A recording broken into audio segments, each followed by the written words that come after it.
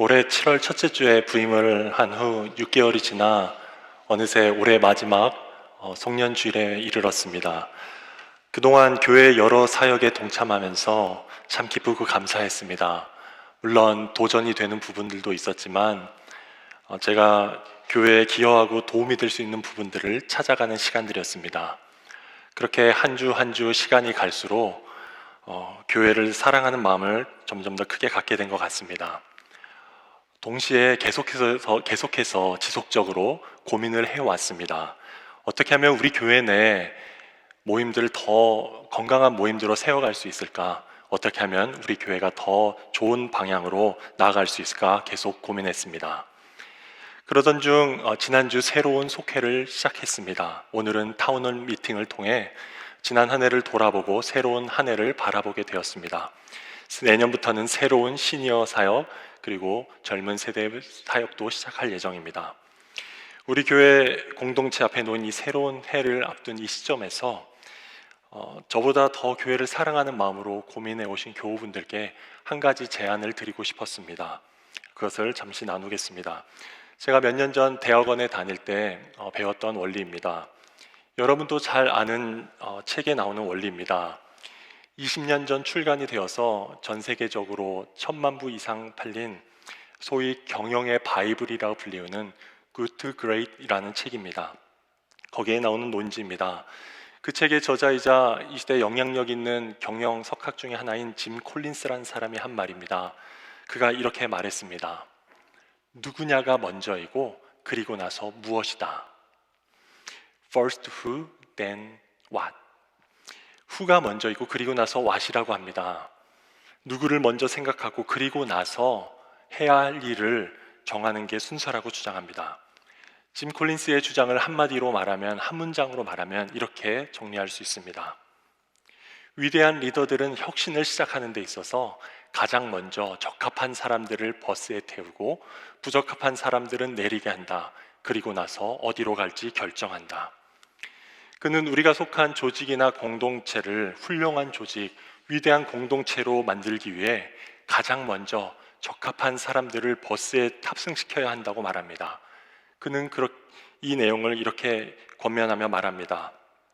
적합한 사람들이 누구인지를 찾아내고 그 사람들을 적합한 자리에 앉혀라.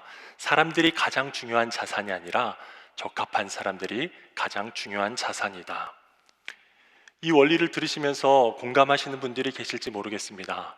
오랜 기간 동안 교회에 다녀오신 분들, 과거 일부 부적합한 사람들 때문에 얼마나 고생하셨었는지 기억하실 것입니다. 자격 미달의 리더들로 인해 공동체 전체를 힘들게 할 때도 있었습니다. 웅덩이에 분탕질을 하는 것과 같은 사람들 때문에 전체 분위기가 망쳐질 때도 있었습니다. 고로 2022년 새해에는 what을 생각하기에 앞서 who를 먼저 생각해야 합니다. 이제 부적합한 사람들은 과감히 하차시키고 적합한 사람들을 새롭게 세워서 함께 나간다면 우리 교회도 위대한 교회, 또 훌륭한 공동체가 될 수 있으리라 믿습니다. 다행히 아무도 아멘을 하지 않으셨습니다.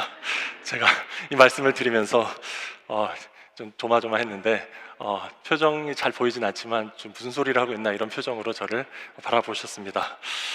영상으로 예배를 드리시다가 좀 누가 전원을 끄실까 봐 좀 걱정도 했습니다. 제가 잠시 오버해서 말씀을 드렸습니다. 이 세상에서 하는 이야기를 들려드렸습니다. 위대한 조직을 세우기에, 훌륭한 공동체가 되기 위해 세상에서는 무엇을 하라고 권면하는지 잠시 말씀드렸습니다.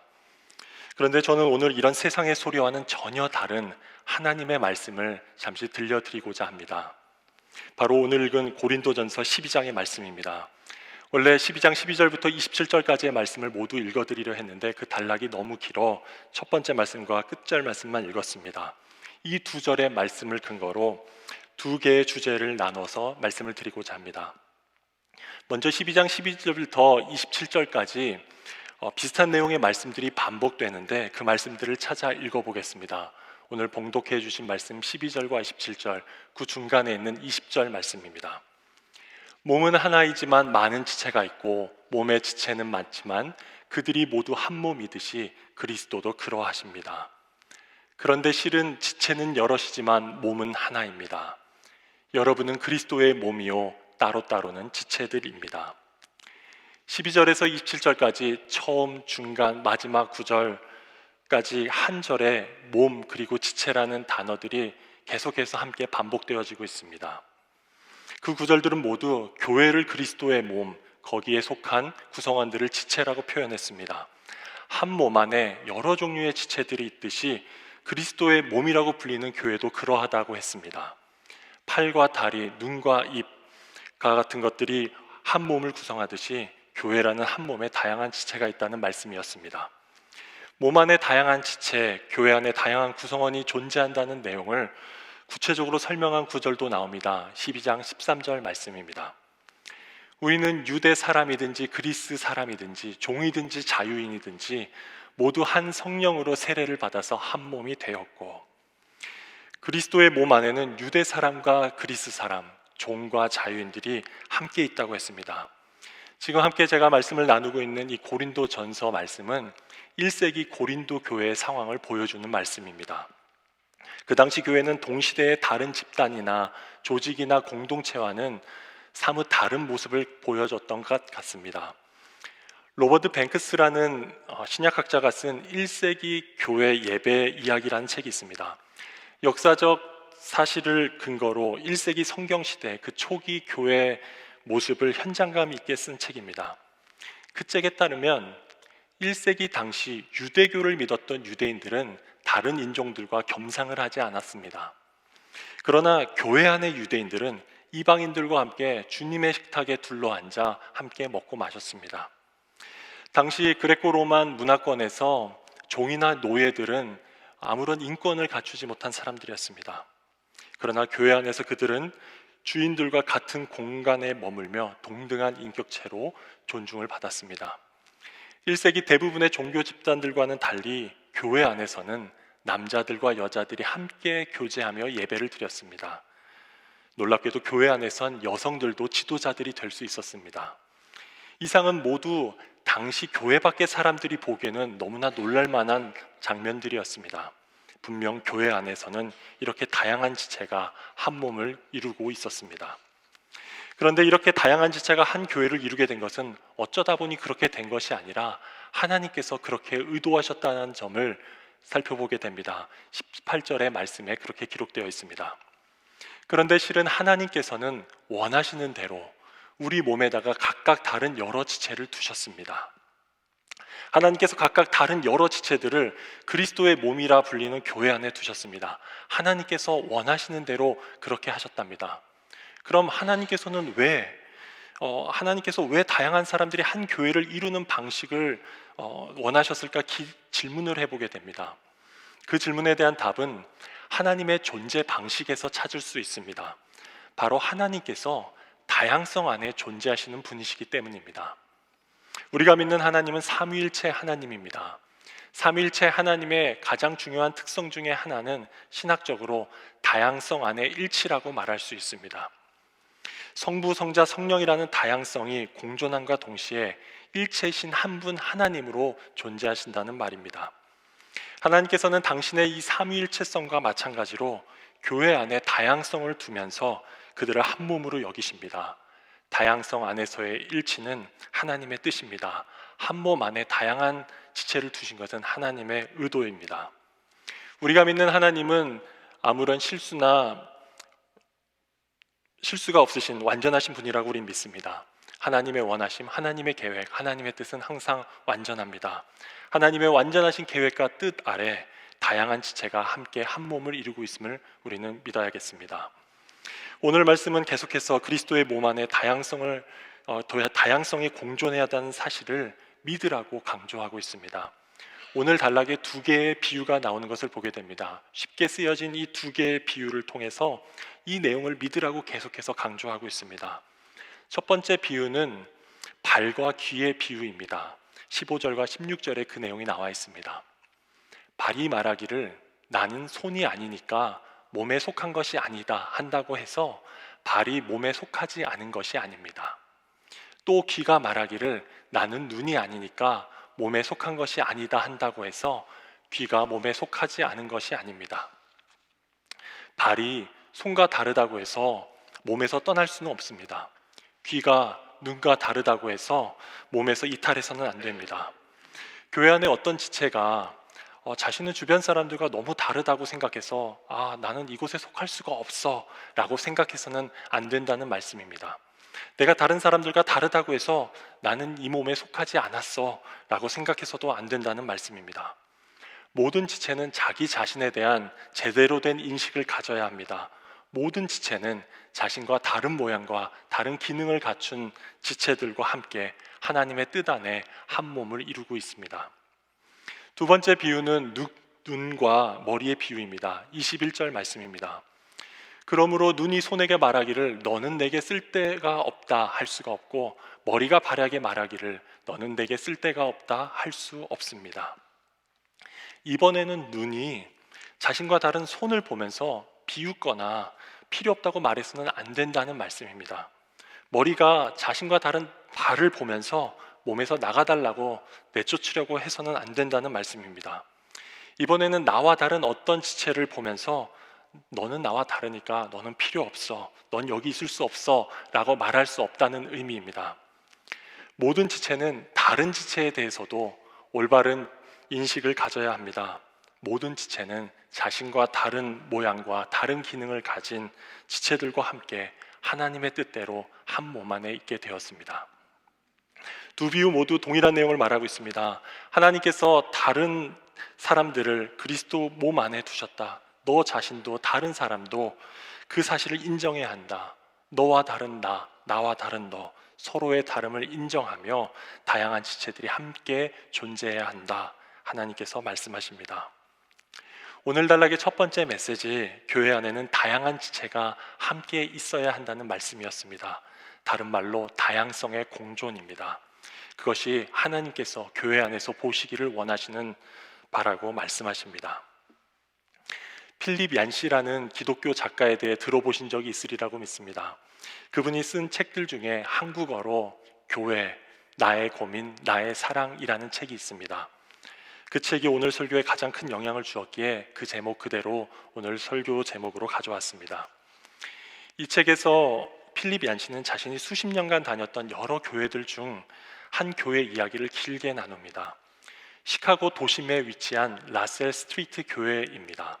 필립 얀시는 13년간 그 교회를 다녔습니다.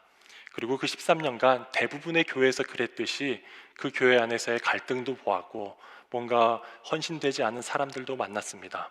그것은 결코 완전한 교회가 아니었습니다. 하지만 그 교회에서 보낸 13년의 시간 동안 그는 교회가 어떤 모습이 될 수 있고 어떤 모습이 되어야 하는지를 배웠다라고 고백합니다. 그 교회 이야기를 잠시 인용해 보도록 하겠습니다. 라셀 스트리트 교회에 처음 나갈 때 나는 교회라는 곳에 아예 체념한 상태였다. 하지만 놀랍게도 출석한 지 얼마 되지 않아 주일 오전은 나에게 기다려지는 시간이 되었다. 왜 그랬을까? 라셀 교인들의 유쾌한 다양성 때문이었다. 함께 예배를 드리는 사람들 중에는 조금도 나와 비슷한 사람이 없었다. 그 교회는 시카고에서 가장 부유한 동네와 가장 가난한 동네 사이에 있었다. 동쪽으로 2블럭만 가면 평균 연봉이 $50,000가 넘는 골드코스트가 있었고, 서쪽으로 2블럭만 가면 평균 연봉이 $35,000가 되지 않는 캐브리니 그린 공영주택단지가 있었다. 참고로 이 책은 1998년도에 쓰여져서 20여 년 전 이야기입니다. 라셀 교회는 두 지역을 잇는 다리 교회 역할을 했다. 라셀은 내게 폭넓은 다양성의 맛을 처음 보여준 교회였다. 주일 아침이면 자원봉사자들이 무료로 식사를 만들어 제공했다. 비스킷과 햄 냄새는 예배에 큰 영향을 주었다. 많은 노인들이 식후에 남아 예배를 드렸다. 노인들의 절반은 흑인이고 절반은 백인이었다. 추운 날 아침이면 노숙자들도 아침을 먹으러 들어오곤 했다. 때론 교회 의자에 벌렁 들어 누워 예배 시간 내내 코를 골기도 했다. 물론 회중 가운데는 노스웨스턴이나 시카고 대학 같은 명문 대학의 박사과정 학생들과 의사와 변호사, 고등교육을 받은 전문직 종사자들도 있었다. 나는 이러한 다양성을 의식하여 가르치거나 설교를 할 때면 쉬운 말로 복음을 전할 수밖에 없었다. 신학생뿐 아니라 떠돌이들에게도 뜻이 전달되어야 했기 때문이다. 부유한 전문직 종사자들과 못 배운 노숙자들 모두에게 영향을 끼치는 복음의 능력은 너무나 놀라웠다. 그리고 점점 나와 다른 사람이 많은 그 교회에 나가는 것이 매주 기다려졌다. 우리는 겉으로는 공통점이 별로 없었지만 그리스도께 헌신했다는 것이 공통 분모가 되었다. 이런 공통점을 중심으로 공동체가 형성되었을 때 어떤 일이 벌어지는지를 목격할 수 있었다. 바로 하나님의 가족이 생겨나는 것이다. 그 가족 안에서 연합은 결코 획일성이 아니었고 다양성은 결코 분열이 아니었다. 필립 얀시가 13년간 다녔던 교회는 백인과 흑인, 고소득자들과 그렇지 않은 사람들, 전문인과 노숙인들이 다양하게 혼재된 교회였습니다. 필립 얀시를 포함하여 그 교회에 다니는 각 사람들 모두 자신이 그 교회에 속해 있다는 것을 알았습니다. 또한 같은 교회에 있는 자신과 너무나 다른 사람들이 자신의 가족임도 알았습니다. 같은 몸에 속한 지체임도 알았습니다. 하나님께서 원하시는 다양성의 공존을 이루고 있는 교회였습니다. 하나님께서는 1세기 고린도 교회 그리고 라셀 스트리트 교회 안에 있었던 다양성의 공존을 우리 안에서도 보기 원하시리라 믿습니다. 하나님께서는 우리 교회 공동체 안에서, 속회 안에서, 모든 모임들 안에서 그것을 보기 원하신다고 말씀하고 계십니다. 다양성의 공존을 원하시는 하나님께서 오늘 본문을 통해 우리에게 주시는 메시지가 하나 더 있습니다. 바로 교회 안에서 믿음이 강한 자, 아름다운 지체가 믿음이 약한 자, 덜 아름다운 지체를 돌보아 주라라는 말씀입니다. 각기 다른 지체들 서로가 서로를 받아주라는 말씀입니다. 다른 말로 상호 용납입니다. 오늘 말씀드리고 있는 단락 가운데 하나님께서 교회 안에 이렇게 다양한 지체를 두신 이유를 찾아볼 수 있습니다. 12장 23절에서 그 내용을 찾게 됩니다. 그리고 우리가 덜 명예스러운 것으로 여기는 지체들에게 더욱 풍성한 명예를 덧입히고, 이 말씀은 개역 개정으로 읽는 편이 좀 더 나은 것 같습니다. 개역 개정으로도 읽겠습니다. 우리가 몸에 덜 귀히 여기는 그것들을 더욱 귀한 것들로 입혀주며, 아름다운 지체, 믿음이 강한 지체들이 그렇지 못한 다른 지체들을 더욱 귀한 것들로 입혀주어야 한다는 말씀입니다.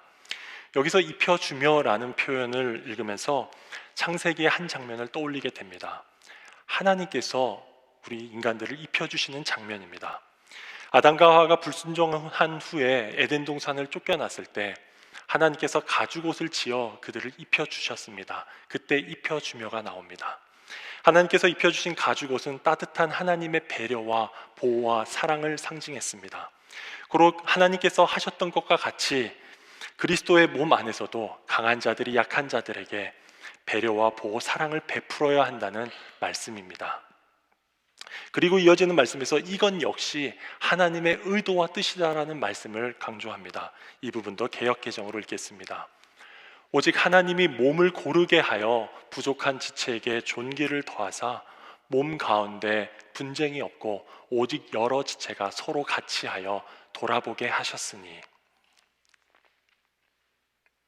하나님께서 몸을 고르게 두신 이유, 여러 지체들이 서로 같이 돌보기를 원하셨기 때문이다라고 말씀하십니다. 하나님께서는 지체 서로가 서로를 돌보기 원하셨다는 말씀이었습니다. 이 고린도전서를 쓴 사도 바울은 로마서에 가서 이 비슷한 말씀을 다른 표현으로 표현하고 있습니다. 로마서 15장 1절과 7절의 말씀에 그것이 기록되어 있습니다. 믿음이 강한 우리는 믿음이 약한 사람들의 약점을 돌보아 주어야 합니다. 그러므로 그리스도께서 하나님의 영광을 드러내시려고 여러분을 받아들이신 것과 같이 여러분도 서로 받아들이십시오. 로마서에서는 서로의 약점을 돌아보고 서로를 받아들이라고 말씀하십니다. 여기서도 자신보다 신앙적으로 약한 자들의 약점에 대해 책임감 있게 도와주고 포용해 주어야 될 것에 대해 말씀하십니다. 로마서 15장 1절에 돌봐주다, 예전 개역 개정에 담당하다라는 말은 영어 성경에도 반영되어 있지만 bear with, 그러니까 견디다, 참는다는 의미입니다. 약점을 돌보라라는 이 구절은 신앙적으로 강한 자들이 약한 자들을 끈기 있게 참고 견디라라는 의미입니다. 신앙적으로 강한 사람들이 약한 자들의 연약한 부분을 비난하고 정죄하고 책망하는 것이 아니라 오히려 그것을 해결할 수 있도록 세심한 관심과 배려를 통해 그 어려움을 함께 짊어지라는 의미로 다가옵니다. 그런데 이 말씀은 사실 믿음이 강한 자들에게만 주어지는 말씀은 아닙니다. 믿음이 강한 자이든 약한 자이든 모두를 향해 말씀하십니다. 7절 말씀처럼 서로에게 서로 받아들이십시오. Accept one another. 서로에 대해 용납해야 된다는 말씀으로 주어지고 있습니다. 서로를 받아들일 때 기준이 있습니다. 예수 그리스도께서 우리를 받아들이신 것처럼, 그리스도께서 우리를 용납하신 것처럼 서로 그렇게 하라고 권면하십니다. 예수님께서 죄인인 우리들을 용서하시고 용납해 주셔서 구원의 자리에 우리가 이르게 된 것처럼 우리도 그렇게 하라고 명령하십니다. 그러니까 우리도 누군가를 용납할 때 그 사람 스스로 생각하길, 그동안 내가 받은 이 용서와 용납이 있었기에 지금 내가 구원의 자리에 이르게 되었구나 라는 깨달음이 있을 때까지 그 사람을 받아들여야 된다는 말씀입니다. 하나님께서 사도 바울을 통해 서로 받아들이십시오 라고 명령하십니다. 우리에게 상호 용납을 요청하십니다. 오늘 주신 이 명령을 순종했던 교회를 소개하고 싶습니다. 앞서 말씀드렸던 라셀 스트리트 교회입니다. 그 교회에서 어떻게 서로를 용납하고 받아들였는지 보여주는 이야기 하나가 있습니다. 아돌퍼스라는 이름의 한 흑인분의 이야기입니다. 짧지 않지만 그분의 이야기를 인용하고 말씀을 마무리하겠습니다. 나는 우리 교회가 사납고 성난 눈빛의 흑인 청년 아돌퍼스를 대하는 모습을 보면서 잊을 수 없는 교훈을 배웠다.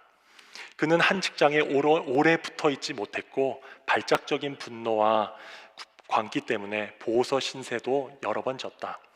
아돌퍼스는 주일에 약을 먹으면 얌전한 편이었다. 약을 먹지 않으면 그는 예배당 뒤쪽에서 강대상까지 장애물 경주하듯 좌석을 뛰어넘기도 했다.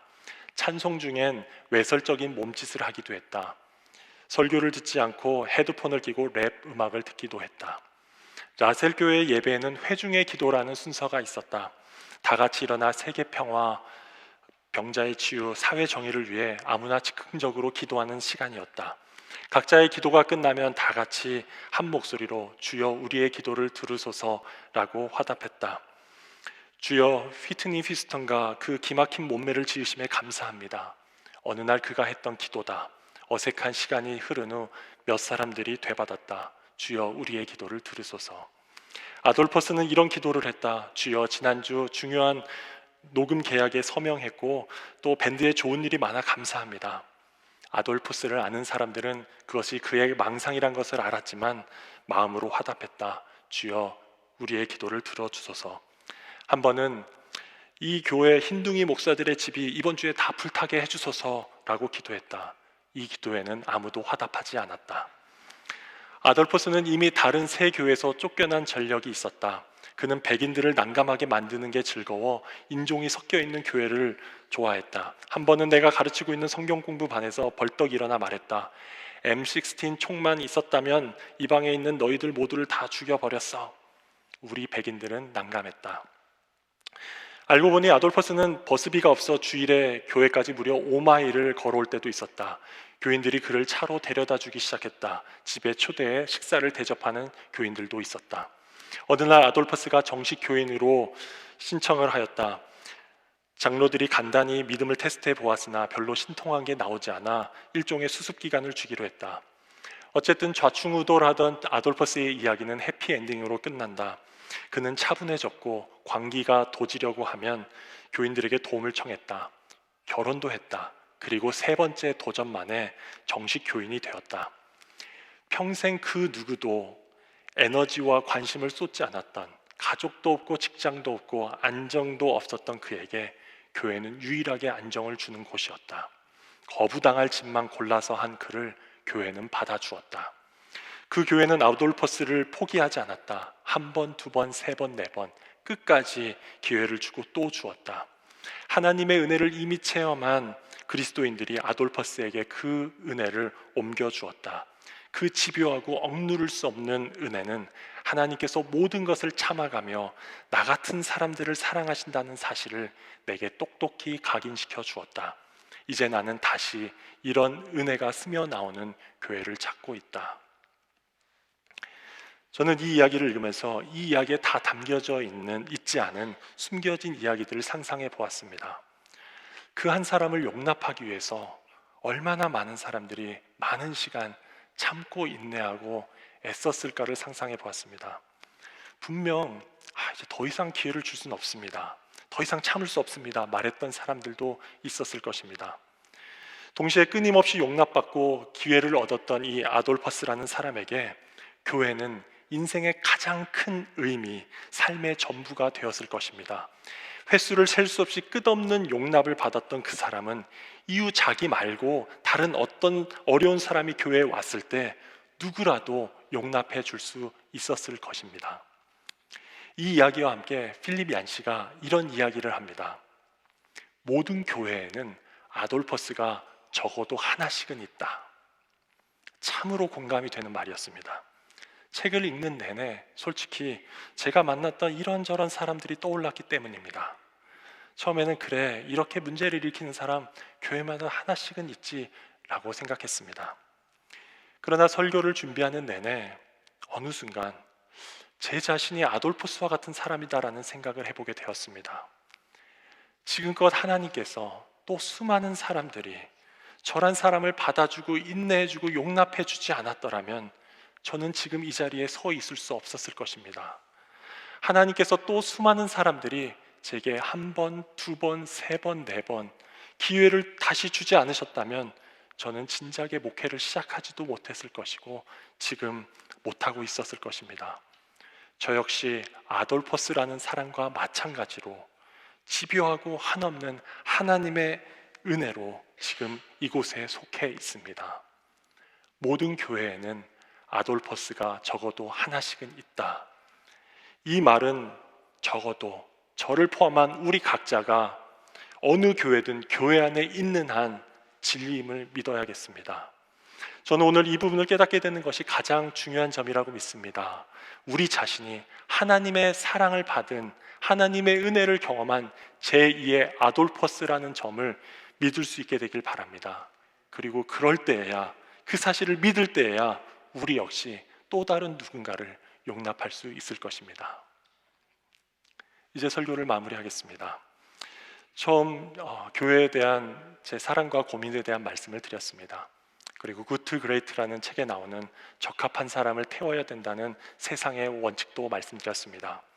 그러나 하나님께서는 오늘 말씀을 통해 고린도 교회와 같이 다양성이 공존하는 교회를 보기 원한다고 말씀하십니다. 워싱턴 사김의 교회라는 이름으로 모인 우리는 출생이나 성장 배경이나 하는 일이나 소득 수준이나 외모나 성격 다 다릅니다. 지난주 속회 모임에서 소개하면서 그 사실을 다시 한번 확인했습니다. 누군가 나와 다르기 때문에 나와 다른 그 사람과 함께 있기 힘들 때가 있습니다. 때론 나 스스로도 사람들과 너무 다른 것 같아서 이곳에 있어야 되는가 힘들게 느껴질 때도 있습니다. 그러나 이렇게 다양한 사람들이 한 몸 안에 공존하는 것이 하나님의 뜻, 하나님의 의도입니다. 그리고 하나님께서는 그리스도께서 우리를 받아주신 것처럼 우리 역시 서로 받아주기를 원하십니다. 상호 용납을 요청하십니다. 라셀 스트리트의 교회 이야기가 우리 교회의 이야기가 되기를 원하십니다. 아돌포스의 이야기가 우리 각자의 이야기가 되기를 원하십니다. 부디 2022년 우리의 가장 큰 고민과 사랑이 담긴 우리 교회를 이런 교회로 세워갈 수 있게 되기를 소망합니다. 하나님께서 원하시는 다양성을 수용할 수 있는 교회, 서로서로가 누구라도 용납할 수 있는 교회, 그런 공동체를 세워가시는 저와 여러분 되실 수 있기를 진심으로 기도합니다.